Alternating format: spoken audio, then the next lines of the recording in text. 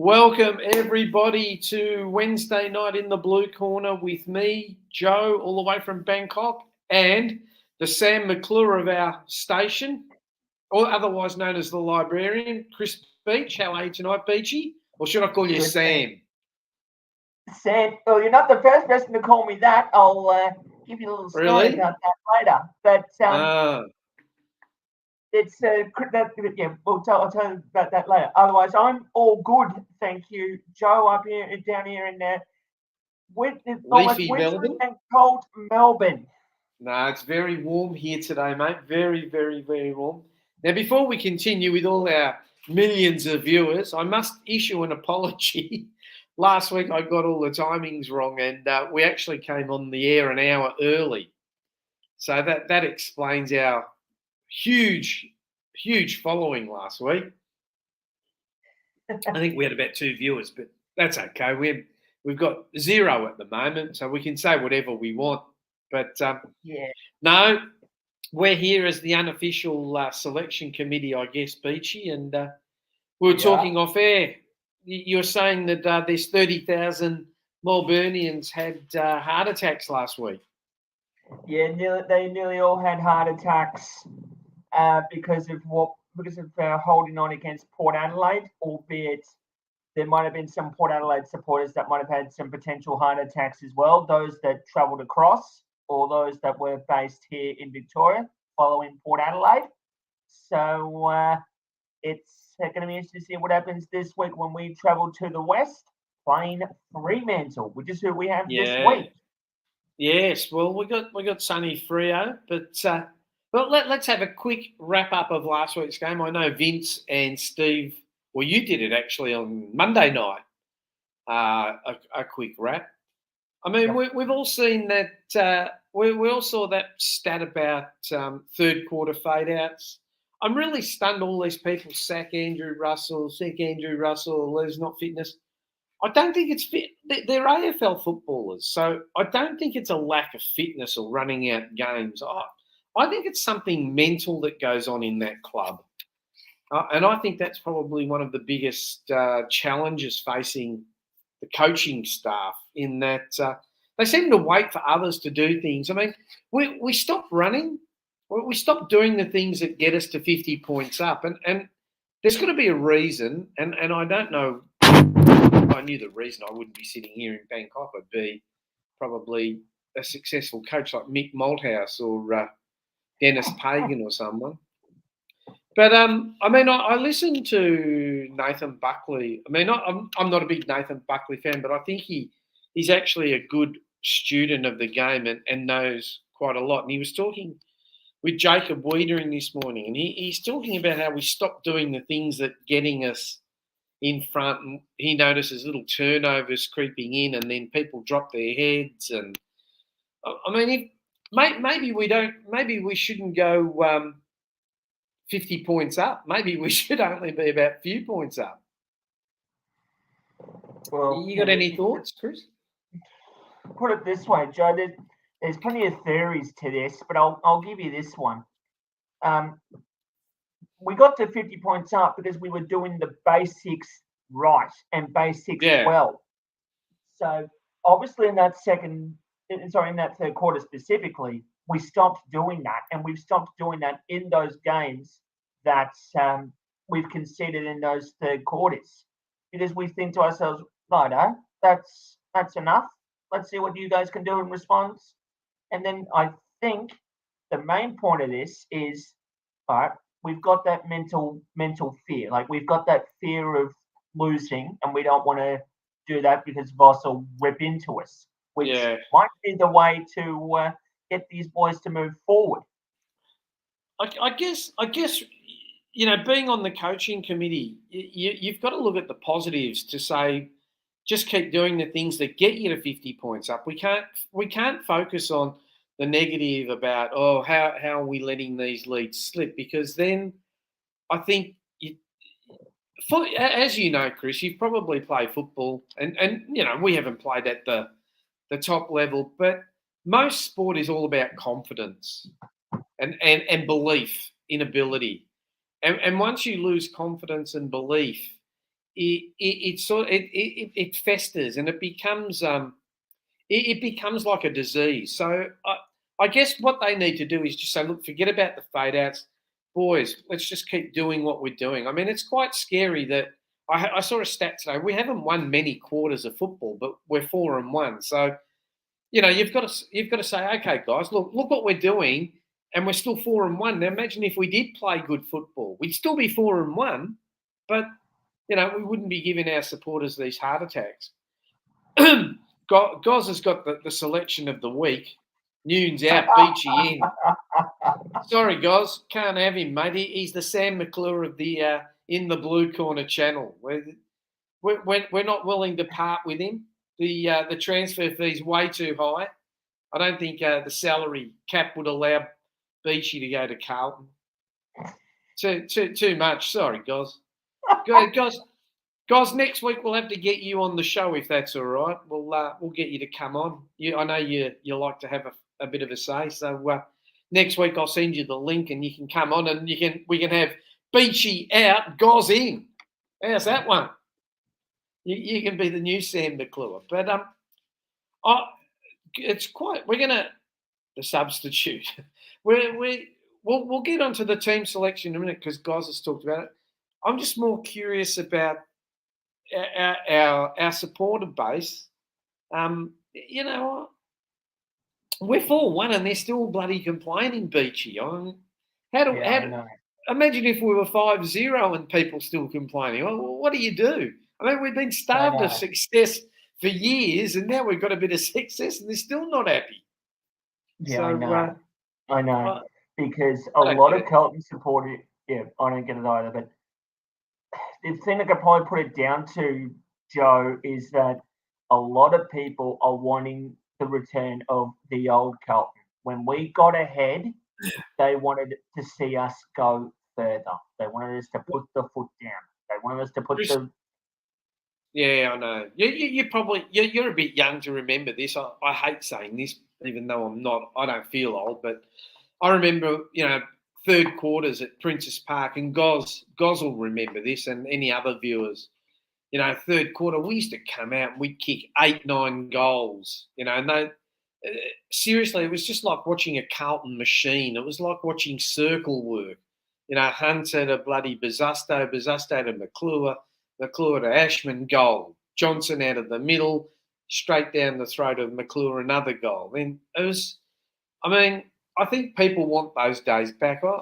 Let's just be happy that we're not 1-4 instead of 4-1 where we normally are most years. So exactly. You make a good point. I remember my dear mum used to say to me, it'd be a boring game if you won every week. And I used to say to her, no, it's not, Mum. I love winning every week. But look at the Tigers. They're coming off a 3 or 4 year hiatus where they very rarely lost, and now it's difficult for them to win. And it's good to see teams like Hawthorn beating Geelong and even Freo coming up this week. I know they haven't really beaten much, but it's good for the competition. It's you can't always just have the same Hawthorn, Essendon, Carlton grand finals. It's just West Coast. Weren't they terrible? West Coast. Oh.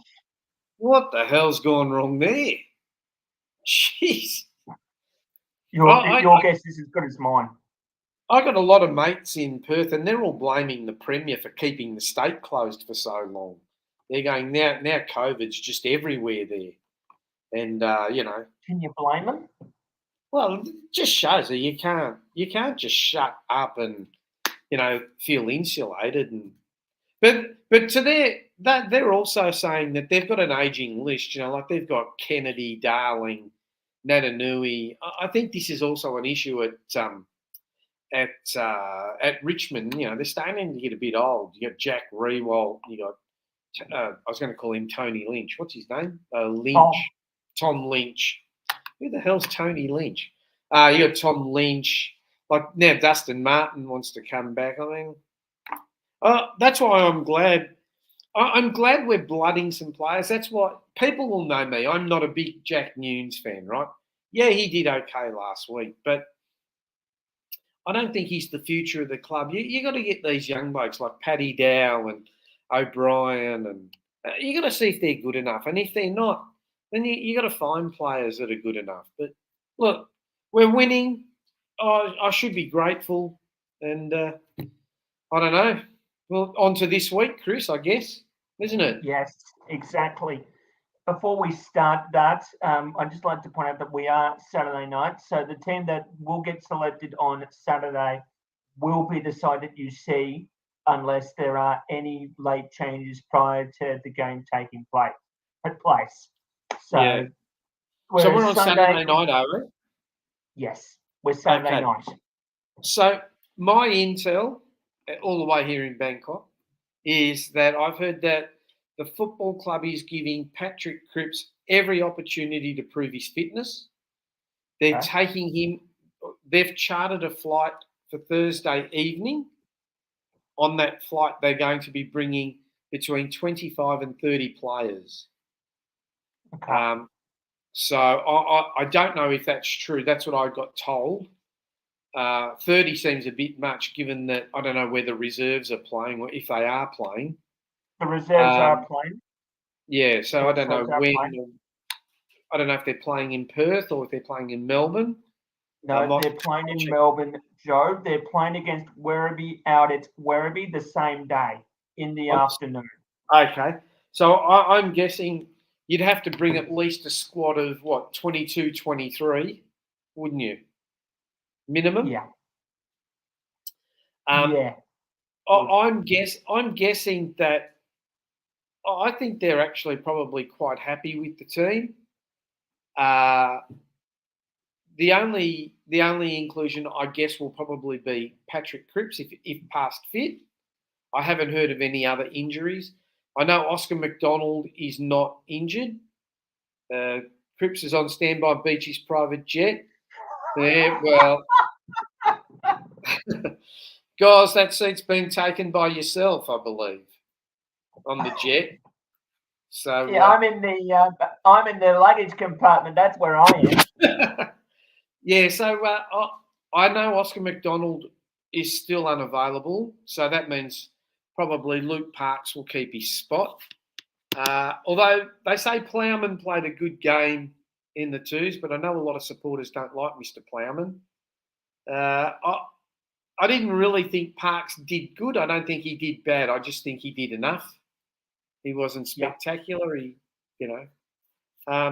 So I'm guessing that if what I'm hearing is true, it'll either be an unchanged team or Cripps in and Dow out and Nunes or either Cottrell will be the sub.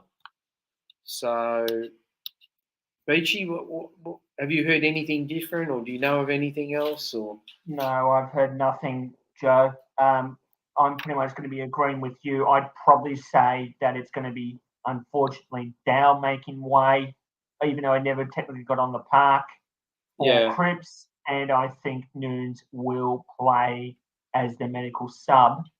Now, touching wood that we won't have to activate him on the night because we have had some priors when we've played in Perth, losing players early. Yeah, look, my hope is they're all danger games, right? We know that. There's no easy beats other than Essendon. But that's for my Essendon supporters. As I call them, Essendon scum. My mates hate it. I'm winning beers everywhere. If Patrick Cripps is 99% right, I hope they don't play him. I really don't want to. I don't want to aggravate his hamstring. I think he's too valuable a player to risk. But then you know what they're like, Beachy. They usually let the person themselves decide whether they're right to go. I've never seen a footballer say no, I'm not right. But it's an interesting here from Goz about elaborate on the status of Paddy Dow. Do you know, it surprises me. We could have got Adam Chera, years ago. He was picked 5 and we got Dow at 3 and then we took O'Brien at 10. Personally, I don't think O'Brien will make it. I really don't know if he'll make it. He's got the pace. I just don't know if he's got... He doesn't seem to me to have the sort of... He doesn't have that sense of urgency. And I know David Rees-Jones had the same sort of, lackadaisical type of attitude, but he was a bloody good footballer. Paddy Dow, I just think... I agree with Brad Turner. Paddy Dow needs a go. Just play him. I mean, I don't understand why you're going to keep him on the list. You got to play him. But then who do you drop? I mean, I know who I'd drop, but I would. These young guys, you got to give. We said it before. It's all about confidence, and if you're coming in and out of the team like we used to, I remember if you remember a few years ago, Beachy, when we had Mick Malthouse, one bloke would be in, next week he'd be out, then he'd be in, then he'd be out, then he'd be in, then he'd be out. But I'm just, the jury is out for me on Lockie O'Brien.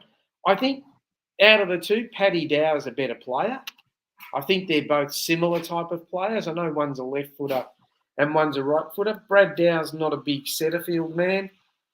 When Setterfield came to Carlton, I was quite happy because I looked at him at GWS and I thought, gee, this player is a bit like Cooter. He's got the same body.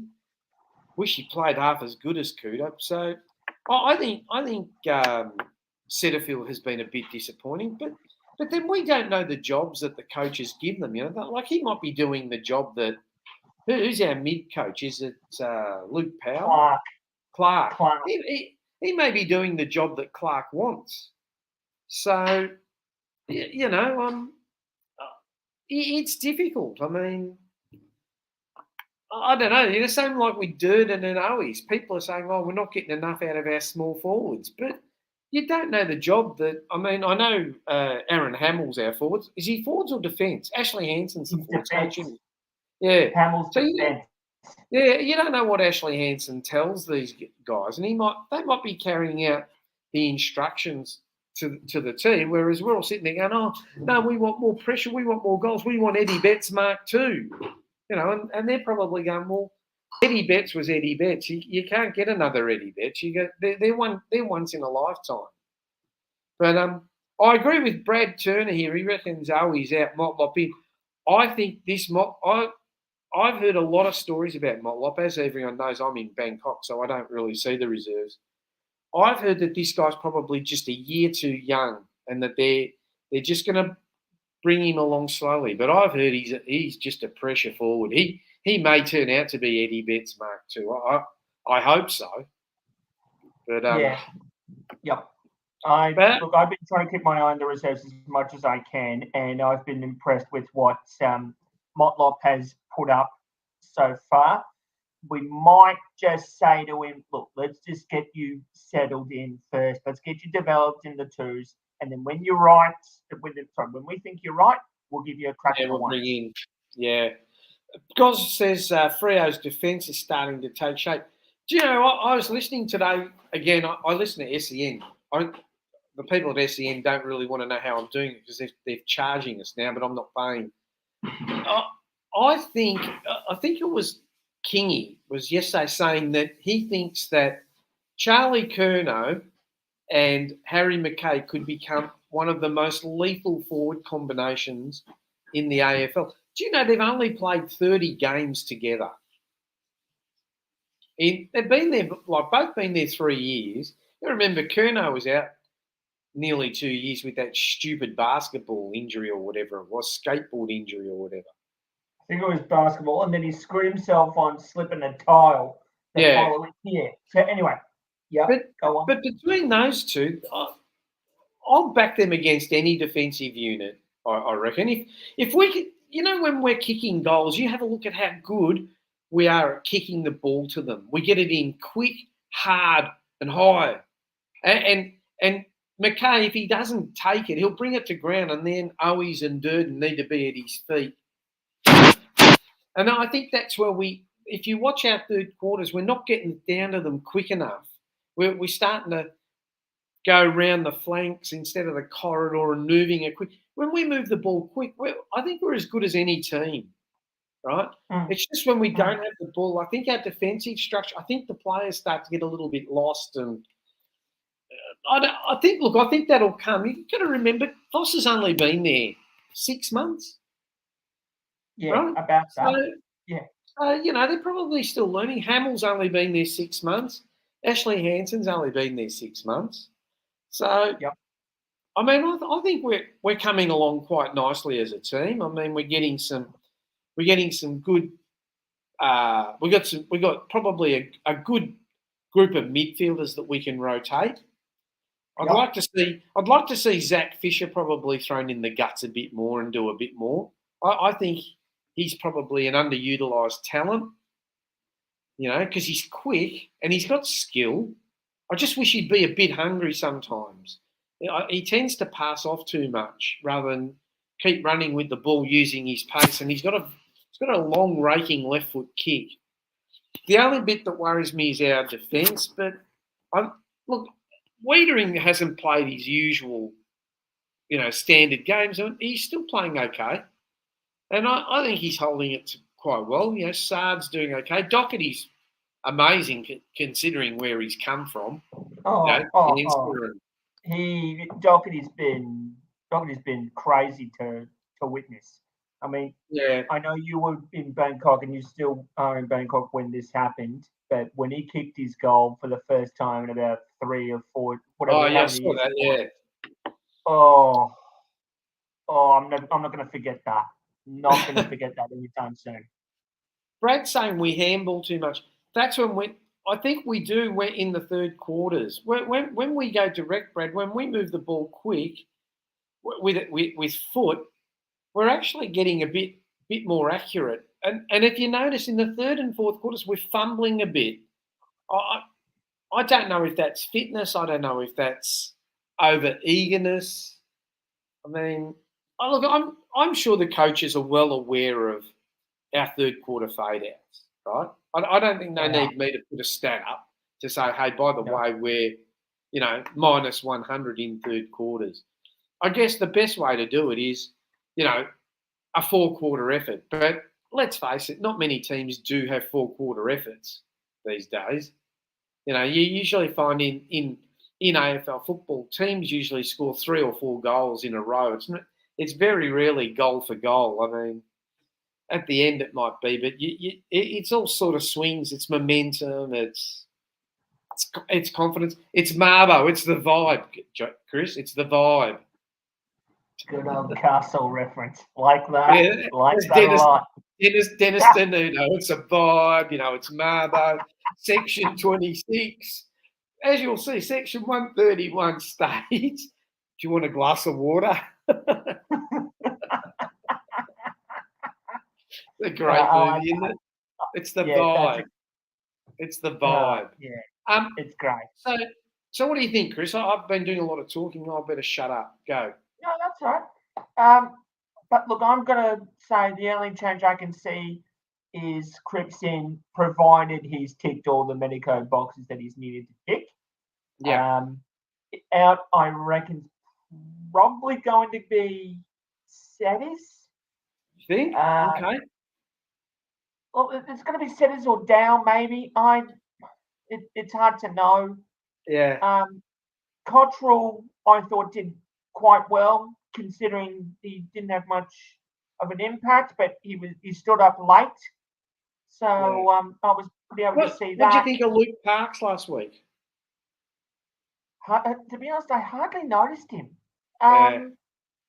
Which is good and bad. It's good and bad, isn't it, really? Yeah, exactly. I mean, look, if he's on, he's hard to stop, but he can be hard to notice as well. Now, to be fair, there were a couple of times where the ball was going over him. That sort of made it a bit hard for him to make that impact.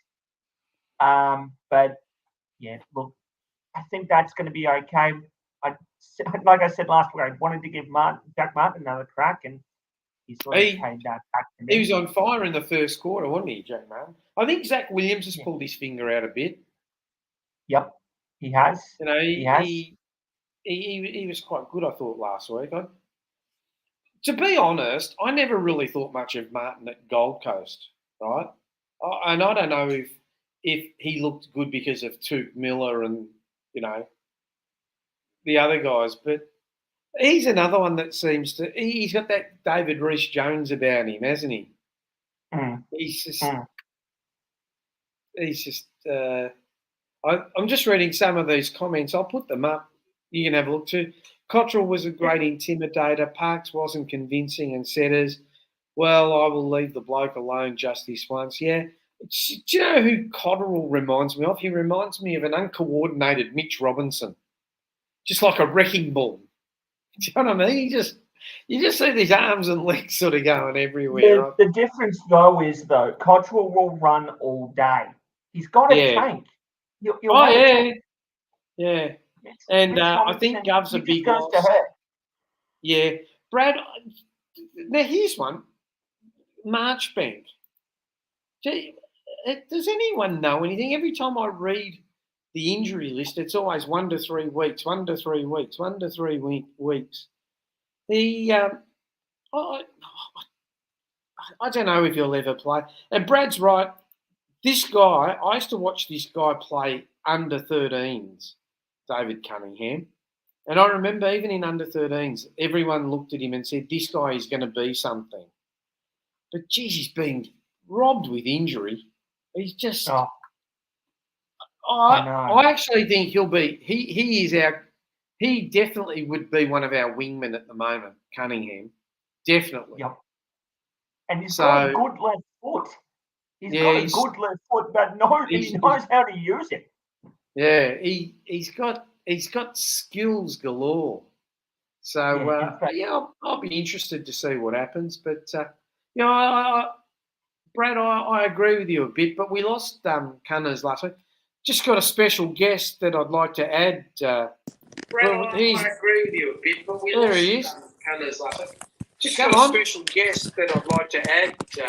Vince, turn me off. There he is. Oh, hang on. Give me a sec to get. I'll get him off. There he is. He's the Jared. Give me a chance to get set up, will you? The Jared Waitley of the show. Goodness me, Vince, are we right? Can you change your name to Jared Lochisano? To what? Jared. See, I've made Beachy. He's the Sam McClure of the channel. He fills in everywhere, right? Yeah. But you're Golden Tonsils. You're our poster boy. You're Jared Waitley. Oh, hardly Jared Waitley. As long as I'm not Robbo. Tell you what, you're not far off. Oh, geez, he likes to whinge and complain. So, I tell you what, when you were talking too much before, I was half waiting for you to say, I'm doing a Vince Lochisano. Because that's what you normally say. You're my idol. Well, it's nice to see you, Joe, and yet again, good to see you, Chris. Only, 3 nights after you saved the day for us on our Sunday night show, which was actually a Monday night show. So it was actually only 2 days ago. Chris McClure. I'd say Chris is almost like a Mr. Reliable, can be anywhere. He's almost the Peter Donegan of the in the blue Peter Donegan years ago used to be the guy that everyone used, whether it was Channel 7, 10, Foxtel, you name it. They used to get him to come and host this and host that, whether it be football or golf or cricket or tennis or whatever it was. Horse racing. Oh, mate. Anyway, good to see you, Beachy. Back there in the back cave there at Gotham City, as usual. He's all right. Now, Joe, did I hear you say that Harry Mackay and Charlie Curnow had spent the last 3 years playing together? Would you believe this is their 7th season together? Is it? Well, yep. Do you know they both came out of the 2015 draft, along with number 1 draft pick Jacob Wiedering in the same draft, as well as David Cunningham and Jack Silvani. Yeah. So they've all played 2016, 17, 18, 19, 20, and 21. So they've all had 6 seasons on the list, and this is their 7th. Well, you got to remember. And you reckon they've only played 30 games in the same team? That's what David King was saying. Well, that just goes to show you how much injury Charlie Curno's had. Yeah. And also how long it took Harry Mackay to finally get a regular gig in the team, because Brendan Bolton just refused to play him at one stage. Yeah, I remember. He wouldn't pay him at all. Right. Mm. But a future Coleman medalist. Yeah. Well, that's why he's still coaching Carlton, isn't it? So not exactly. What are we drinking, Vince? Tea, Bonox, hot chocolate, coffee, Joe. I'm just having my evening cafe latte. Oh, gee, so if I had it now, I wouldn't sleep. What's that? If I had a coffee now, I wouldn't sleep. Yeah, where's the camera? There it is. Anyway. What's that? Super mug. That's a super mug. Super mug, yeah. Anyway, I think people want to hear us talk about footy. So, look, who's your ins and outs? I think I'm a bit like most Carlton supporters in that I'm feeling grateful that finally, after 5 rounds, we're actually on the positive side of the agenda and in a very healthy position at 4-1. By this stage, we'd normally be either 1-4, 2-3 at best, and even 0-5 in some seasons. So I think we should be grateful for that. Nice comment there from Brad. Oh, thanks very much, Brad. Really appreciate that. I love you too. Anyway, you're calling me a super mug. Anyway, so I think we should be grateful for the position we find ourselves in. But I must say I'm of the opinion that unless we do actually take these lessons out of all of these games and start to improve, we're going to start experiencing losses of the same magnitude. You can't win all of these close games, really. You're going to eventually toss one, especially against better opposition. We have not played one game out of these 5 where we have won the majority of the quarters. The very most we've done is won 2 out of the 4 quarters, even in our victories. And the one game that we lost against Gold Coast, we didn't win any quarters. I don't think we won any quarter. And even the win against Hawthorn, we only won the first quarter, which was a scintillating quarter. But that lead was what kept us in front and kept our noses in front for the entire game. So I think we ought to be a little bit wary of getting too cocky. And what I'd like to know is, what are these learnings that Voss goes on about, and what are they working on? Because so far, nothing has changed since round 1. We continue to have these major lapses in games, and I think that's got to be a big concern, that we just seem to switch off, and the opposition does its homework on us, especially at halftime, and they seem to come out in that third quarter and take us apart. That stat that you put up on our Facebook page, Joe, is quite compelling. All the third quarter stats where we've kicked 1 goal for the quarter or 2 goals for the quarter up against, 4s and 5s and 6s to the opposition. I think it's something like 7, 11, 53 to 24, 13, 157 or something. Yeah. So, sorry, that's a compelling stat for the 5 third quarters that we've had so far this year. Do you know we did win a quarter against Gold Coast Suns? Okay. In the second quarter, they kicked 2 goals 2. We kicked 2 goals 3. Okay. Well, but I know But I know what you're saying, Vince. But I guess, look, I'm sure the Carlton coaching committee are well aware of what we've just been discussing about losing. But what I'm saying, Joe, is that whatever they're aware of, in terms of what's not happening or what's going wrong, nothing's changed. So I'm not sure whether they're actually addressing it and the players are not carrying it out, or whether they've even identified what the problem is. I'll tell you one thing I'd be doing if I was Michael Voss at half-time. I'd probably be just letting them get a rub down and don't say anything to them, because so far in 5 matches, whatever he said to them has had the reverse effect. Well, 4 matches. Remember, he's away with COVID. Guys was talking about our fitness. People. Fitness is not a problem. It is not the fault of Russell that we're doing these third quarter fade-outs. You wouldn't think so. It can't be fitness, because if that was the case, we wouldn't be getting away to these starts. Well, we wouldn't have smashed Richmond in round 1 in the last quarter, because that game was up for grabs at 3/4 time. Exactly. And we came home like a steam train. The other games have been the reverse of that, where we've had a good lead and it's been whittled down to almost nothing. So, look, we could easily, if we didn't have the luck that we had, we could easily be 2 and 3. Yeah, easy. But look, it's good that we're winning. Give credit where credit's due. We're in every single game. We're clearly very competitive. And when we are going well, when we are putting it together, we are very exciting to watch. And the brand of football we're playing this year is far more exciting when things are going well than what I've seen for years. But when we don't put it together, we're terrible. Yeah. When we don't carry out instructions, But onto this. We're very hot and cold, Joe. As someone said on our show, Beachy, a couple of nights ago, the Katy Perry song. That might have been Peter V. That might have been Peter V. that said that. That's what Peter Vahos, yeah?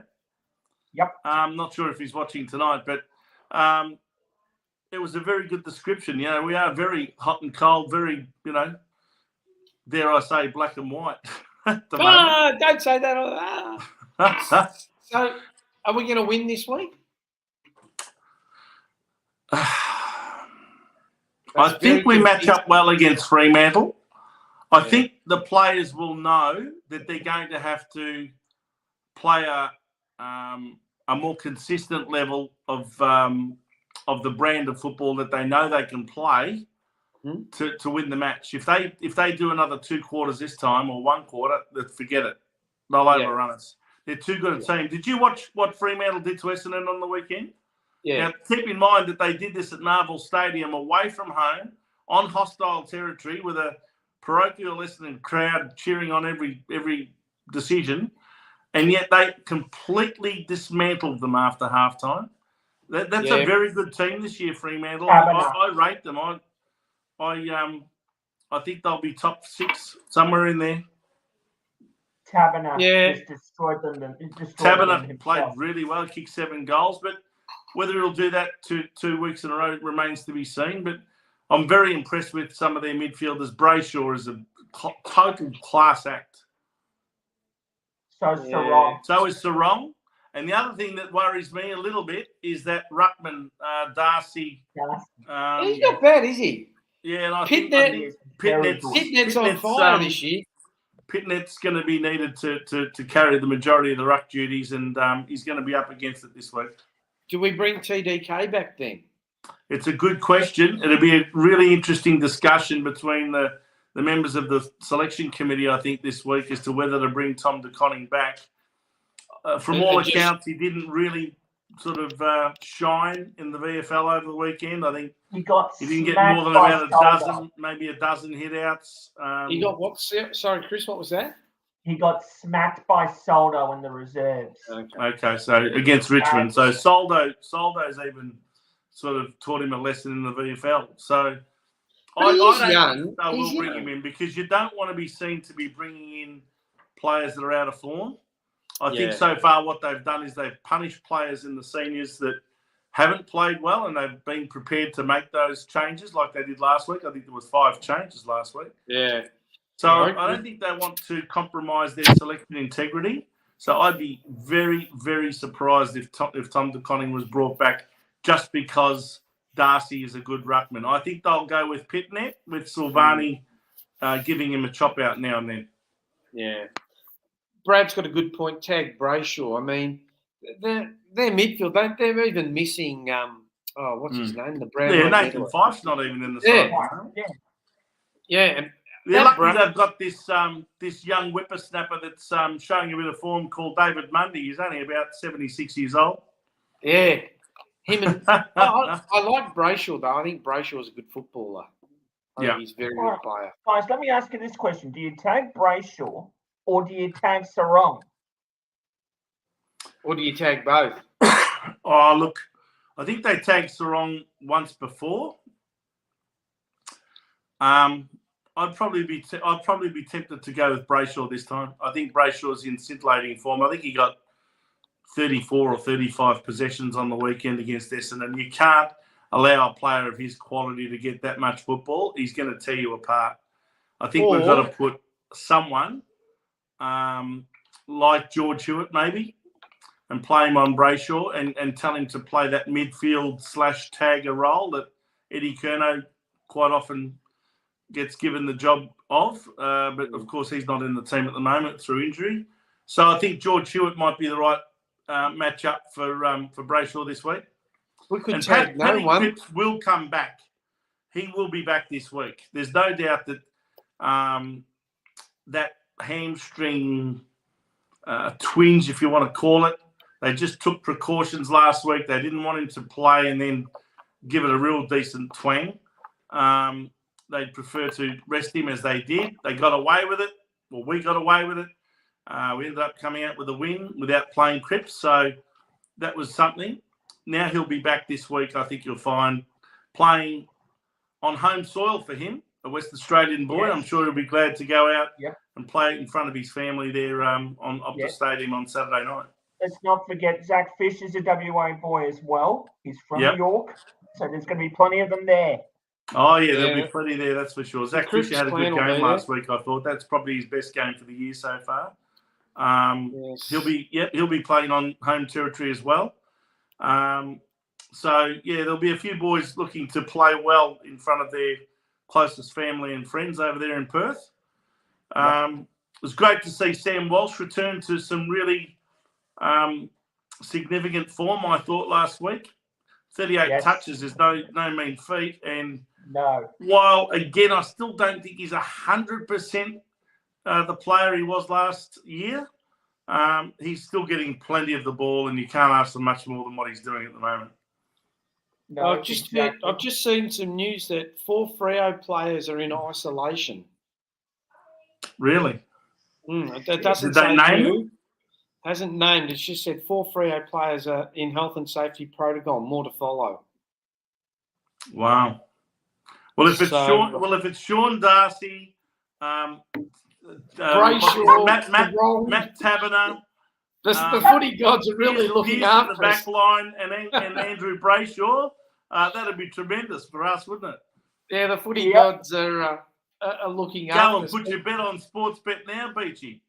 Yeah, exactly. And by the way, also, guys, gamble responsibly if you're going to do that. Yes, don't forget. But so that'd be. I reckon the markets will be suspended right at the moment on that sort of news until they find out what players are out. Yeah, I don't know. They're only $1.60 or something, I think, Fremantle, aren't they? I don't know, are they? I think they're pretty warm favourites at $1.60 roughly. Listen, on this station, we don't condone betting. But I've just got one. But if you do bet... No, we don't condone betting. But if you've got a chance to back Carlton on the weekend, put the house on it. I was going to say, if you're going to bet big. Because if you don't bet big, you don't win big. Look, Beachy, I'm so confident Carlton's going to win this weekend that I'm prepared to put your house on it.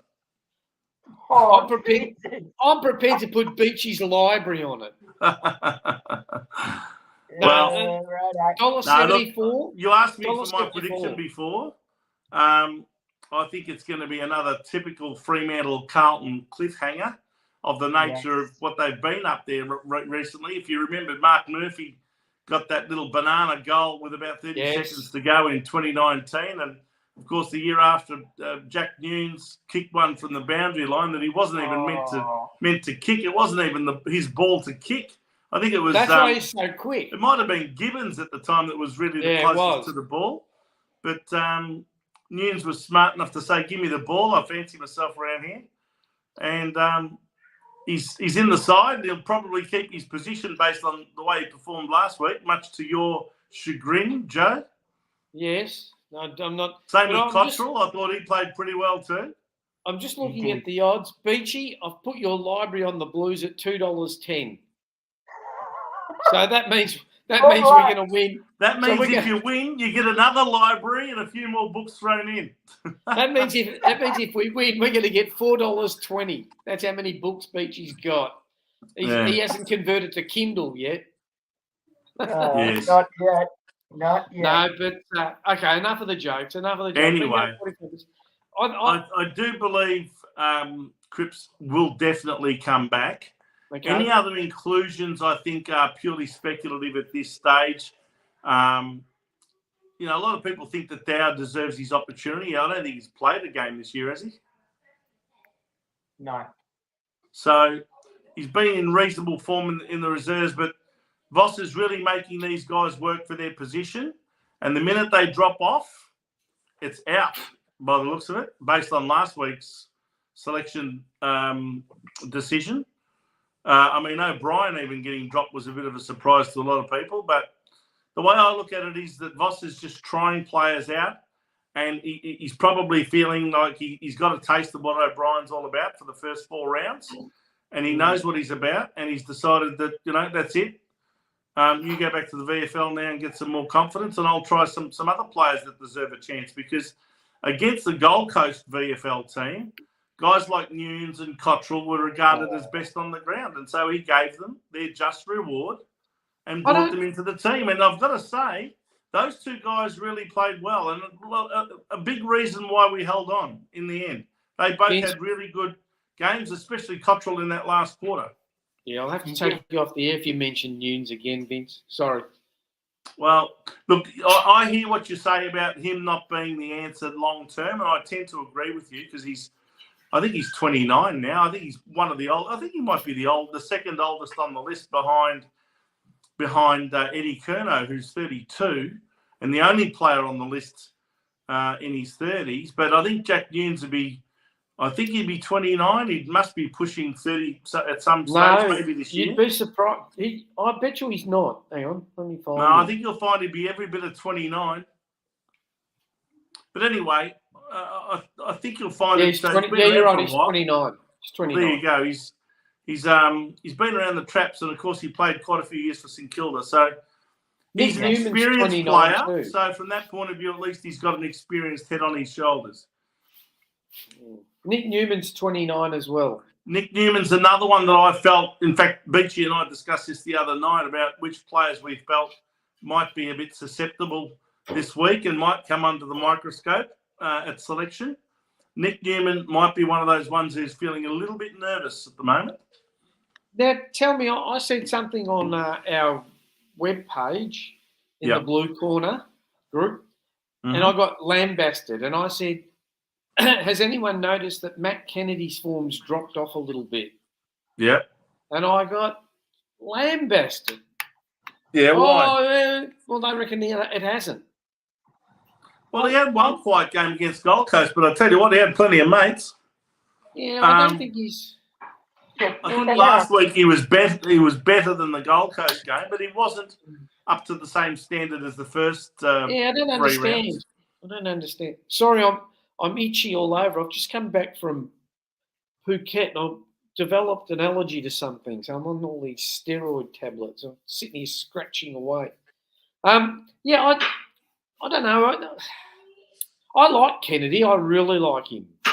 Mm-hmm. He's not quick, but he's bloody solid. But I've just noticed his form's dropped off a little. I just hope it's temporary. I just hope, he's... you might be right. But because they played... he played 3 really top games. Yeah, really good. Probably 3 of the best games he's ever played.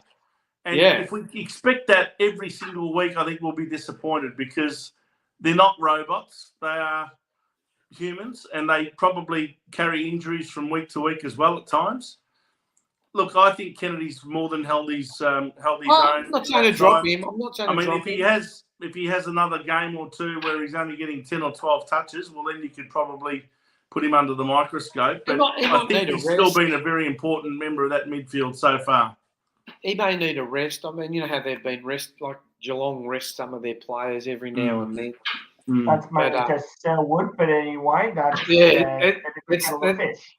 It's what did you think of what did you think of the decision to drop Fogarty from the previous week's team? Do you think that was justified? Because he didn't play last week. I didn't think he did much, Fogarty. So we're quite happy for him not to have been given the chance last week. Would you bring him back in at all against Fremantle or not? Who are you going to drop? That's the problem. I think McGovern might be a bit of a chance to play this week. No, I've heard he's not. Him and Oscar McDonald are still a week away. You sure? I'm only going by what I heard on the radio before. All right. Watch this space. I hear there's a chance. There's a bit of a 50-50 chance. Well, I know. And that's the other thing that we've got to keep into account too, Beachy, on the first few rounds. We had McGovern flying. Yeah.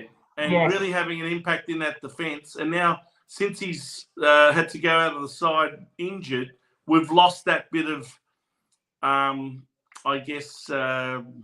flair in defence with an intercept marker like him coming across and marking the ball. That's a bit like his brother does at West Coast.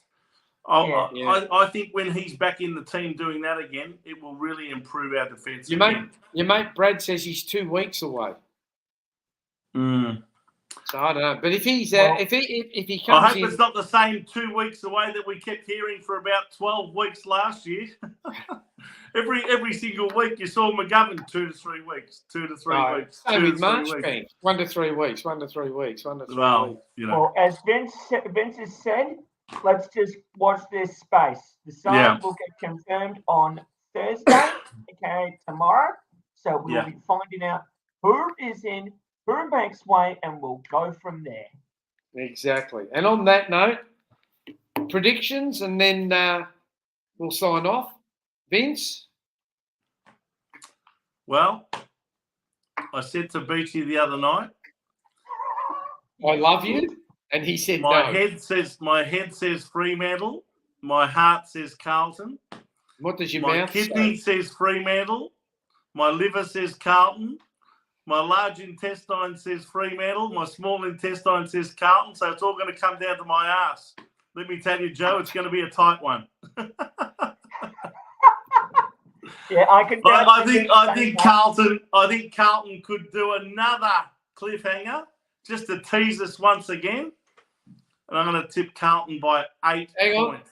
We've found out who the 4 players in isolation are. Oh wow! Okay, so. Let's look at them. Chapman's usually played. Not one of them are in the team at the moment. Well, hang on. Chapman's played previously. I think Hayden Young played last week. I'll tell you. Liam Henry, I don't think has played this season. Matthew Johnson's the same as well. So I don't think it's going to have a massive impact on the team. I'm trying to get the Freo team. It doesn't quite satisfy the wish list we said earlier, did it, Beachy? No, it didn't. But boys can only hope. Line up. Anyway, Carlton by 8 points, and Chapman was in the team last week. He's on the half forward flank. Yeah. Young. And I'm gonna tip Cripps to come back and have another blinder because he's just been in scintillating form so far this year.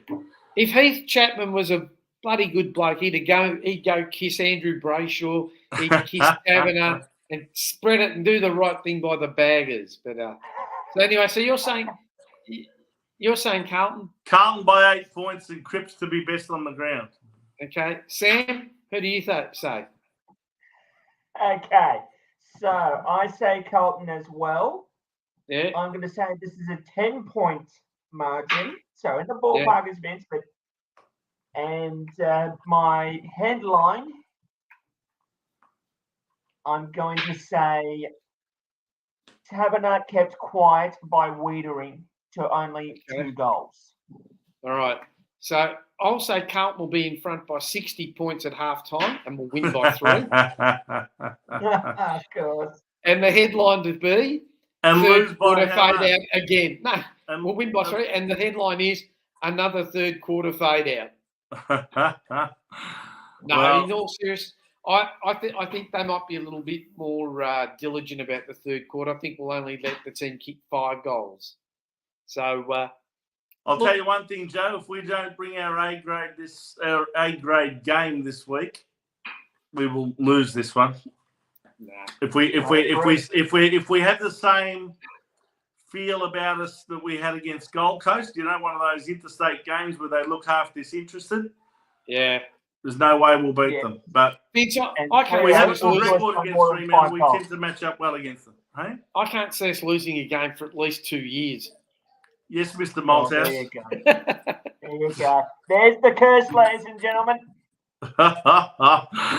Well, no, I think Carlton just. I think it's going to be another close one. I think it's going to be a very good game. Headline: Harry kicks 6. There you go. 6. Harry kicks 6. He kicked 7 at Docklands last time they played in Melbourne. I think he likes the purple haze. He likes the purple haze. Don't worry, Big Harry. He wants that Coleman back. By the way, Beachy, is Jack Martin West Australian by chance? Yes, he is. He's West Australian too. I thought he might have been. Yep. Yeah, so he's sort of coming home to some degree. And if Mitch McGovern plays, he's also WA because his brother's there still. Yep. Well, that's if he plays, I guess. No, he won't play. If he plays. All right, well, on that note, thank you for joining us, Vince. Don't forget, people, that you can catch Vince Tuesday nights on In the Jumper Punch. No, actually, don't forget, this week, I thought it might be happening on Anzac Day night for our Sunday night show. Yeah. But it won't be. It'll be the traditional Sunday night. So Sunday the 24th at 8 o'clock this week for in the our Sunday night show. Edition 8 o'clock. With Vince and Steve.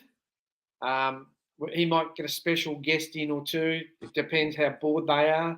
Depends if we win and they're happy or if we've lost and they're unhappy. I had my special guest last week. I booted Steve off and got Beachy in. Sam McClure, matey. Sam, don't worry about that. Chris, thanks for joining in again, my regular co-host, and myself, Joe, all the way from Bangkok. So don't forget, go Blues. We'll see the team and we'll see everybody soon.